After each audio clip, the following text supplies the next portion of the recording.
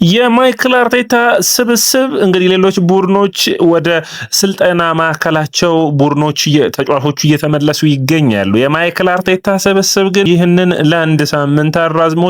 በአውሮፓ ቻምፒዮንስ ሊግ ላይ ስብስቡ ስለሚቆይ ነው ይህንን ያደረጉት። ሌላኛው አርሰናል በይፋ የመጀመሪያ ፈራሚውን አስተዋውቋል። አርሰናሎች የእንግሊዝ ፕሪሚየር ሊግ ሲመለስ ከሚጠበቁ ሁኔታዎች አንዱ የሆነው መድፈኞቹ የዲክላን ራይስ፣ ቡካዮ ሳካና ሰሊበን በመጀመሪያዎቹ ጨዋታዎች የማግኘት እድላቸው ጠባብ ነው የሚሆነው። የመጀመሪያዎቹ ጨዋታዎች የሚሆኑት ኮንቨርት ሲቲ፣ ቪላን ሲገጥሙ አርሰናሎች እነዚህን ሁኔታዎች ላይ ተጫዋቾቹን ሊያገኙ አይችሉም ተብሎ ይታሰባል። ምክንያቱም ደግሞ እነዚህ ሶስቱ ተጫዋቾች በተለይ ሰሊባ ጉዳት እንዳለበት ይታወቃል። ጉዳቱን ማኔጅ ማድረግ አንዱ በአርሰናሎች ዘንድ የሚጠበቅ ነው የሚሆነው። ቀዶ ጥገና የሚደረግለት ከሆነ ግን ከ3 እስከ 6 ወራት የአርሰናልን የመጀመሪያዎቹ ጨዋታዎች ያልፉታል። አርሰናል ያንን ተከትሎ ካሁኑ የሳሊባን ሁኔታ በሚገባ እያጤኑበት ይገኛሉ። የመድፈኞቹ የ2026 ክረምት የመጀመሪያው ፈራሚ ኤለን ሚሌ ሆኗል። እንግዲህ አርሰናሎች ከሊድስ ይህንን ተጫዋች በነፃ ማስፈረም ችሏል። ሶስተኛ ግብ ጠባቂ ወይስ ይህ ግብ ጠባቂ በሚገባ ማለት በሚቻል ሁኔታ የኬፓ ተተኪ በሚቀጥሉት ጊዜያቶች የምናይ ይሆናል። ወደ አድማቻችን አርሰናልና በዝውውር መስኮቱ ላይ ግን ግብ ጠባቂ የማስፈረሙ ነገር በየዝውውር መስኮቶቹ እንደቀጠለ ነው ማለት የሚቻል ነው የሚሆነው። አርሰናል ከ2021 ጀምሮ ሩነርሰንን አስፈረመ፣ ራያንን አስፈረመ፣ ራምስዴልን 2021 ክረምት ላይ አስፈረመ፣ ማክተርነርን ገዛ በመቀጠል ዴቪድ ራያን፣ ኔቶን፣ ኬፓን አሁን ደግሞ አርሰናሎች በዝውውር መስኮት ላይ በትዊተር ፔጅ ላይ አንድ ጥሩ አስተያየትን አይቻለሁ። አርሰናል በየዝውውር መስኮቱ አንድ ግብ ጠባቂ፣ አንድ ከቸልሲ ተጫዋች፣ አንድ ደግሞ ተከላካይ ሁሌ የማይቀሩ የመድፈኞቹ መለያ ናቸው የሚሉ አስተያየቶችን አይቻለሁ። አርሰናል ታዲያ አሁን የግብ ጠባቂውን የመጀመሪያ ፈራሚያቸውን ባለፈው ዓመት የምታስታውሱ ከሆነ የዙቢሜንዲ ዝውውር ቀድሞ ተጠናቆ ቢሆንም ግን መጀመሪያ የተዋወቀው ማን ነበር? የፓሪዝ አባላጋ ነበሩ። ደርማቻችን አርሰናሎች በዝውውር መስኮቱ ላይ በእንደዚህ አይነት ሁኔታ ላይ እየቀጠሉ ይገኛሉ። እንግዲህ ኢላን ሚሊዬ 30 ቁጥር ማሊያን የሚያደርግ ይሆናል። እንግዲህ 26 ዓመቱ ላይ ነው የሚገኘው። አርሰናሎች የዙቢሜንዲ የኬፓን 5 ሚሊዮን ፓውንድ የሚያገኙ ከሆነ ኢላን ሚሊየን የሚለቁት ይሆናል ማለት ነው። ወደ አድማቻችን ሌላኛው የዝውውር መረጃዎቻችን በቀጥታ እናቅርብ።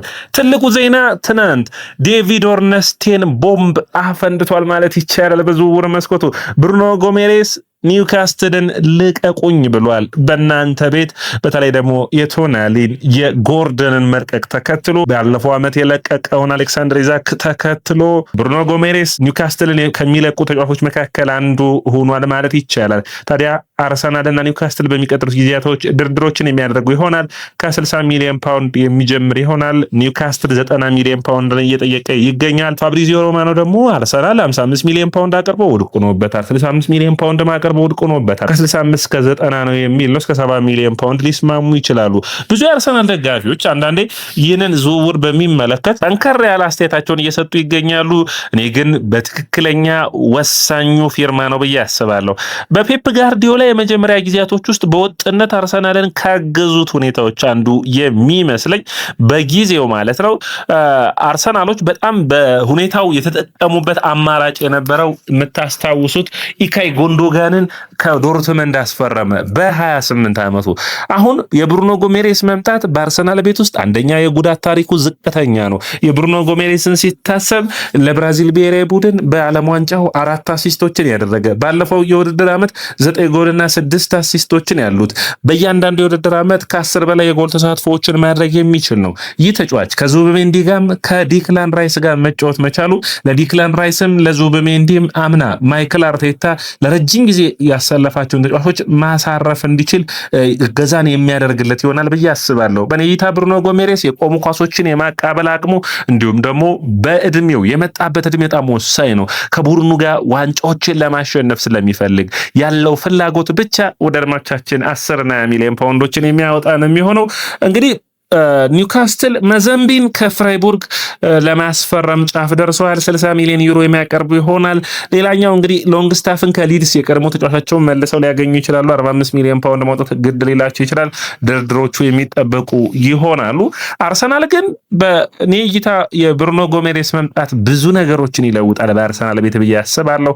አንደኛ አርሰናሎች በታዳጊ በቡድኑ ውስጥ ማለት ነው ዙቢሜንዲ ስታዩት 26 እና 27 ዓመቱ ላይ ነው። ዲክላን ራይስ እዛው አካባቢ ነው። የራይስ አዲስ ኮንትራት የሚጠበቅ ይሆናል።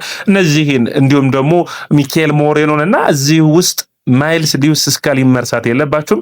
የተፈራረቁ በአማካኝ በኩል ያለውን ችግር በሚገባ መቅረፍ የሚችሉ ነው የሚሆኑት።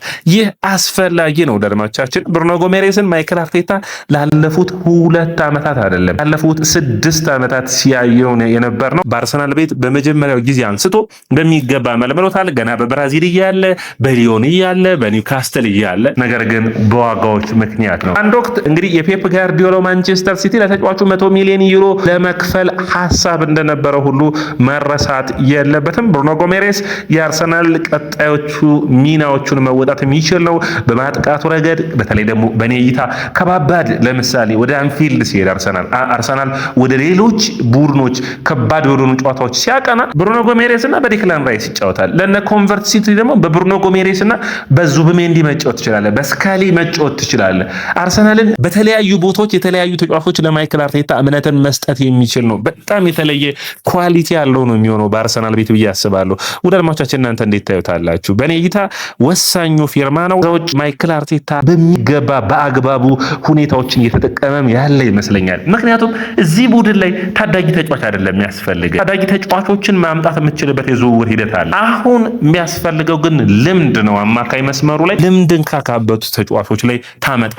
በብራዚል ብሔራዊ ቡድን ውስጥ ወሳኙ ተጫዋች ብሩኖ ጎሜሬስ ነው። አማካይ መስመሩ ላይ በስፔን ብሔራዊ ቡድን ምንም ጥያቄ የለውም። ዴላ ፎንቴ በቅርቡ እየተናገሩ ነበር። በዓለም ምርጡ የአማካኝ ተጫዋች አለን፣ ሮድሪ ሁለተኛው ተጫዋች አለን፣ ዙቢሜንዲ የሚል ነው። ዲክላን ራይስ በእንግሊዝ ብሔራዊ ቡድን ያለው ሚና ስታይ እነዚህን ያዋሃደ ቡድን የአማካይ መስመር ካለ በተለያየ አይነት የጨዋታ ስልት አርሰናል እንዲጫወት የሚያግዝ ይሆናል ብዬ አስባለሁ። ወደ አድማጮቻችን አርሰናል በዓለም ዋንጫ ላይ የሚገኘውን ሞርጋን ሮጀርስን ለማስፈረም የመጀመሪያ የሚባለውን ዋጋ ለማቅረብ አሁን ሂደቶችን ጨርሷል ማለት ይቻላል።